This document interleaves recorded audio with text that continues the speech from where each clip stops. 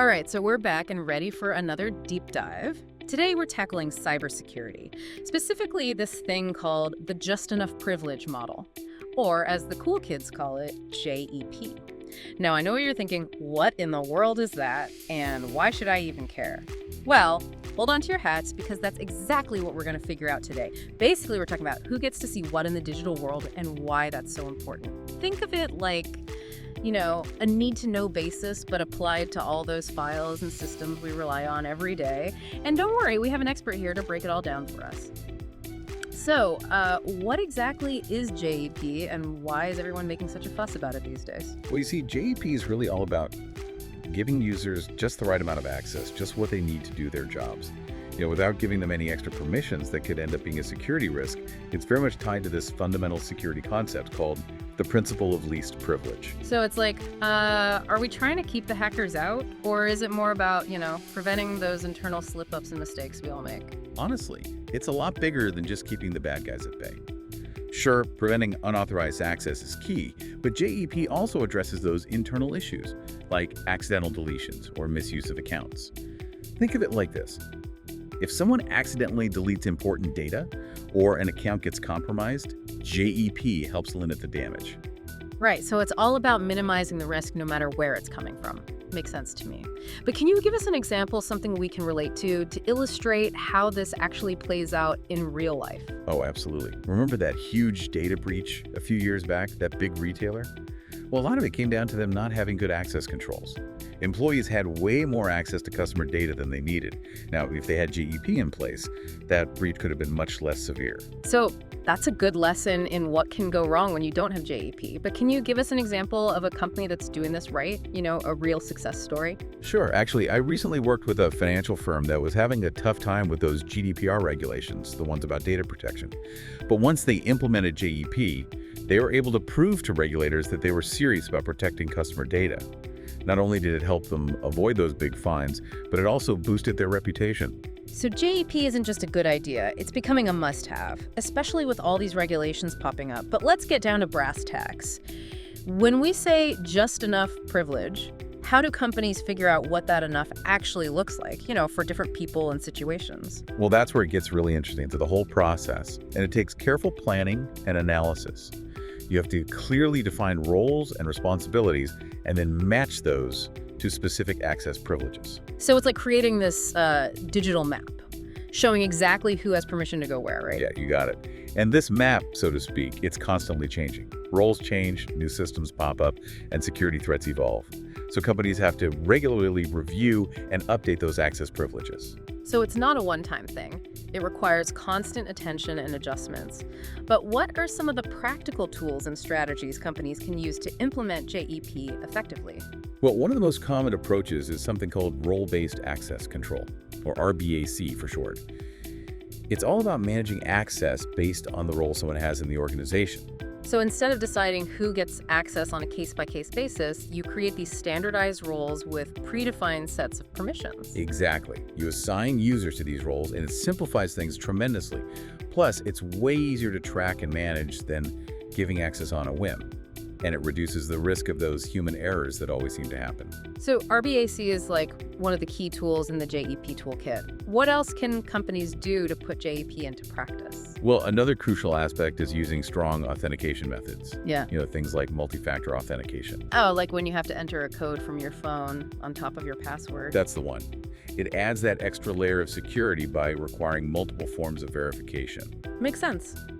But I imagine setting all this up can be pretty complicated, especially for larger organizations. What are some of the challenges companies face when trying to get JEP off the ground? Oh, you're definitely right. It can be a bumpy road. One of the biggest hurdles is people simply resisting change. Yeah, I can see that. People get used to a certain level of access, and they don't always like it when you start putting restrictions in place, even when those restrictions are for their own good and for the good of the company. That's human nature for you. So how do you get everyone on board and make this transition to JEP a bit smoother? Well, that's where communication and training are essential. You need to explain to everyone why these changes are happening, how it benefits them personally by reducing their own risk, and how it makes the entire organization more secure. When people understand the logic behind JEP, they're much more likely to cooperate. So it's not just about the technology, it's about creating a culture of security awareness, making sure everyone's on the same page. You got it. It's a cultural shift as much as a technological one. And it's important to remember that JEP isn't a one-size-fits-all solution. What works for one company might not work for another. And even within the same company, different departments might have different needs.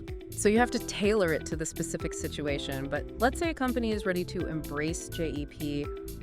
Where do they even start? Well, the very first step is a thorough risk assessment. It's about figuring out your most critical assets and data, understanding the potential threats and vulnerabilities, and then figuring out the level of risk associated with each. So it's like assessing your home security, figuring out your weak points, and what kind of protection you need. Exactly. And as part of that risk assessment, you need to map out all the different roles in your organization and what access privileges go with each role. This can get really complex, especially for big companies with tons of departments. It sounds like it, yeah.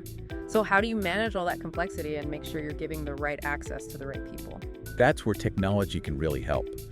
There are a lot of software solutions out there that can help manage identities and access privileges. They can even automate the process of granting and revoking access. Plus, they can monitor user activity for anything suspicious.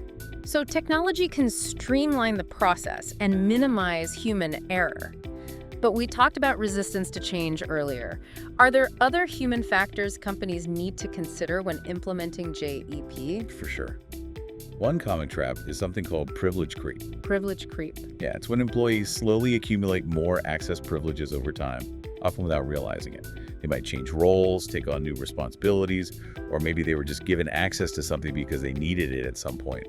And then that access never gets taken away. So it's like those junk drawers we all have that just keep getting fuller. Perfect analogy. And just like those junk drawers, privilege creep can create a security nightmare.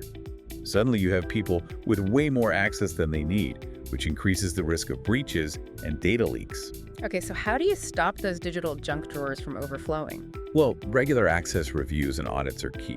You got to periodically check everyone's access privileges and make sure they still match their current roles and responsibilities. If someone has access to stuff they don't need anymore, take it away. So it's like spring cleaning for digital access, making sure everything is tidy and in its right place. But let's get back to those real-world examples. We talked about retail and finance, but what other industries can benefit from JEP? Honestly, JEP is relevant pretty much everywhere. Any organization that deals with sensitive data or relies on technology needs to be thinking about access control.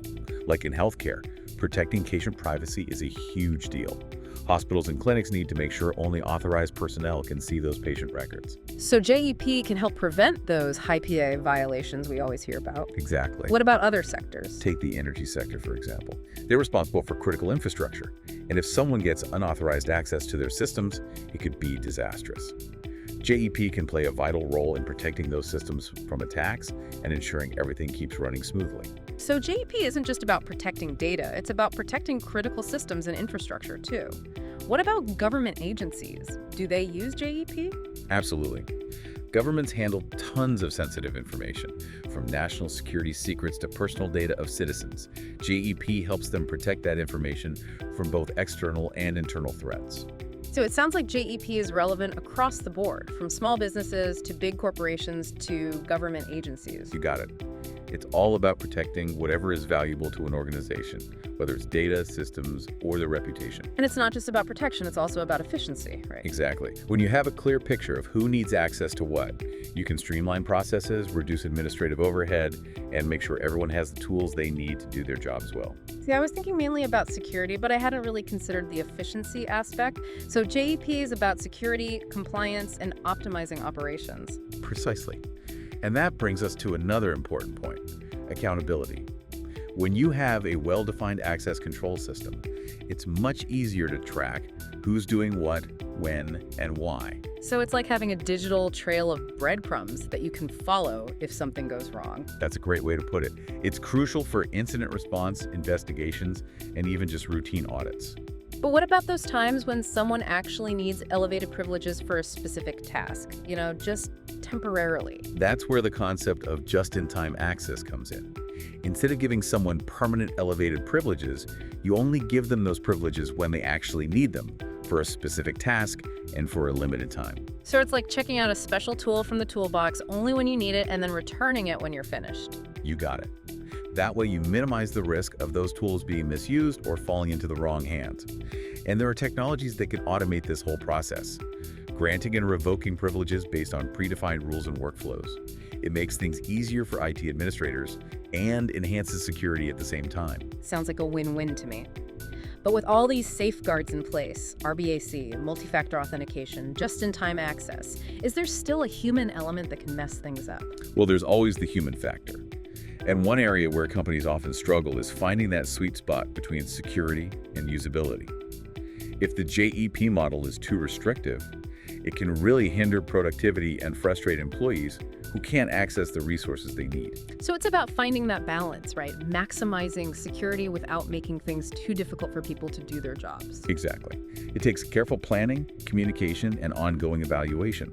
You need to talk to people from different departments, understand their workflows, and get feedback on how JEP is affecting their day-to-day work. It's also important to have a way to handle exceptions and grant temporary elevated privileges when they're truly necessary. So it's not a set-it-and-forget-it system. You have to actively manage it. Absolutely. And it's an ongoing process.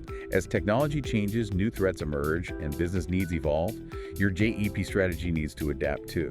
It's like tending a garden, always nurturing it and making adjustments to keep it healthy. That's a great analogy. Well, this has been incredibly insightful. I feel like I have a much better understanding of JEP and why it's so important. It's been my pleasure. Just remember, JEP is more than just a technical solution. It's a way of thinking about security proactively and comprehensively. And for our listeners who want to learn more, we'll include some resources in the show notes. There's a ton of information online, and many organizations offer training and certification programs. Great. Well, thanks for joining us on this deep dive into just enough privilege. Until next time, stay curious and stay secure. It's kind of like giving them a special key they can only use when they're doing maintenance. Ah, I see. So it's not like they have unlimited access all the time. Exactly. It's about granting those higher level privileges only when absolutely necessary, and then revoking them as soon as the task is done. Makes sense. Okay, so IT departments, that's one area where JEP is really crucial. What about other departments? Let's say finance. I mean, we all know how sensitive financial data is. Oh, absolutely. Finance is a prime example. You're dealing with highly confidential information, so you need strict access controls. Making sure that only authorized personnel can access specific financial data. Right, so it's not just about preventing hackers from getting in, it's also about making sure that even within the company, people can only see the financial information they're authorized to see. Exactly. You want to minimize the risk of any internal misuse or accidental disclosures. Makes sense. So how would JEP work in a finance department? Well, you'd start by defining very specific roles, like accounts payable, accounts receivable, financial analysts, and so on. Each role would have a clearly defined set of permissions, dictating what financial data they can access. So someone in accounts payable wouldn't be able to see the same information as a financial analyst, for example. Precisely. It's all about compartmentalizing access based on their specific responsibilities. Okay, I'm starting to get the picture. But what about monitoring? How do you make sure that no one is doing anything fishy with that sensitive financial data? Monitoring is absolutely crucial, especially in a department like finance. You need to have systems in place that track user activity, looking for any unusual patterns or behaviors. So it's like having a watchful eye over all those financial transactions, making sure everything is above board. Exactly. You want to be able to detect and respond to any potential issues as quickly as possible. Okay, so we've talked about IT and finance. What about other areas where JEP can be applied? Well, let's consider software development and testing. Okay, so we're talking about the people who actually create and test the software that runs everything. That's right. And in those environments, you have a lot of sensitive code and data floating around. There's always a risk of accidental data breaches or leaks if you're not careful. Yeah, I can see that. You wouldn't want some test data ending up in the wrong hands. Exactly. So in these cases, JEP is all about creating isolated environments. Separate sandboxes where developers and testers can work without jeopardizing the live systems. So it's kind of like giving them a practice dummy instead of letting them play with the real thing. That's a great analogy. It's about providing them with the access they need to do their jobs. but at the same time, limiting their ability to accidentally affect the production environment. Okay, so that's development and testing. Are there any other key areas where JEP is particularly important? Oh, there are tons of applications for JEP, but one area I think is worth highlighting is cloud computing. Ah, yes, the cloud. Everyone's talking about the cloud these days. It's everywhere. And it's become essential for so many businesses. But with the cloud, you have all sorts of new security challenges. You're essentially entrusting your data and applications to a third-party provider. Right, so you need to be extra careful about who has access to what. Exactly. JEP plays a critical role in ensuring that only authorized users can access your cloud resources. And it helps you enforce those security policies consistently across all your cloud environments. So it's not just about securing your own systems anymore, it's about extending those security principles to the cloud as well. Precisely. It's about adapting to the evolving landscape of technology and making sure your security practices keep pace. So JEP is more than just a buzzword, it's really a fundamental shift in how we think about cybersecurity. You got it. It's about moving away from that traditional trust but verify approach, and instead adopting a more proactive verify then trust model. And it's about making those smart choices about who gets access to what information. Precisely. It's about striking that balance between security and usability. Right, because if you make things too restrictive, people won't be able to do their jobs effectively. Exactly. It's a delicate balance, but it's a balance we need to find. Well, this has been incredibly insightful. I'm starting to see just how powerful and important JEP can be. It's been my pleasure. And remember, JEP is not just for big companies. It's relevant for organizations of all sizes. So whether you're a small business or a multinational corporation, JEP is something you should be thinking about. Absolutely. It's about protecting your assets, your data, your reputation. And ultimately, it's about building a more secure and resilient digital world. Well said. Thanks again for sharing your expertise with us. It's been my pleasure. And for our listeners, be sure to check out the show notes for some helpful resources on JEP. We'll include links to articles, guides, and even some tools that can help you get started. There's a wealth of information out there, so don't be afraid to dive in and learn more. Great. Well, that's all the time we have for today. Thanks for joining us on this deep dive into just enough privilege. Until next time, stay curious and stay secure. It's like checking out a special tool from the toolbox, only when you need it, and then returning it when you're done. That way, you're minimizing the risk, right? Making sure those tools don't fall into the wrong hands. Exactly. And the great thing is there's technology that can automate all of this. Granting and revoking those elevated privileges automatically based on preset rules and workflows. It takes the burden off the IT folks and boosts security at the same time. Sounds pretty efficient. But even with all these safety nets in place, like RBSOC, multi-factor authentication, and just-in-time access, is there still a chance for human error to slip through? Well, you can never completely eliminate the human element, can you? And one area where companies sometimes trip up is finding that right balance, that sweet spot between security and usability. Yeah, I can see that. You don't want to make things so restrictive that people can't get their work done. Right, if it's too hard to access the resources they need, people will find workarounds. And that's when security gaps can appear. So it's like walking a tightrope, trying to find that balance between keeping things secure and keeping things functional. Absolutely. And it takes a concerted effort. You need to involve people from different departments, understand their workflows, and get their input on how the JEP model is affecting their daily work. So it's not just about setting up the system and then forgetting about it. It's about constant communication and adjustment, making sure it's working for everyone. Exactly. It's an ongoing process of refinement. As technology changes, new threats pop up, business needs evolve, your JEP strategy has to evolve too. You got it. Well, this has been incredibly insightful. Glad to hear it. I feel like I have a much clearer understanding of how JEP works and why it's so critical in today's world. It's been my pleasure. And for our listeners who are keen to delve deeper, we'll be sure to include some helpful resources in the show notes. There's a wealth of information available online, and plenty of organizations offer training and certification programs on cybersecurity and access management. Fantastic. Well, that brings us to the end of our deep dive into just enough privilege. I really appreciate you taking the time to share your expertise with us. Anytime. It's been a great discussion. And to all our listeners out there, thanks for tuning in. We hope you found this deep dive informative and engaging. Remember, in today's digital world, cybersecurity is everyone's responsibility. So stay curious, stay informed, and stay secure.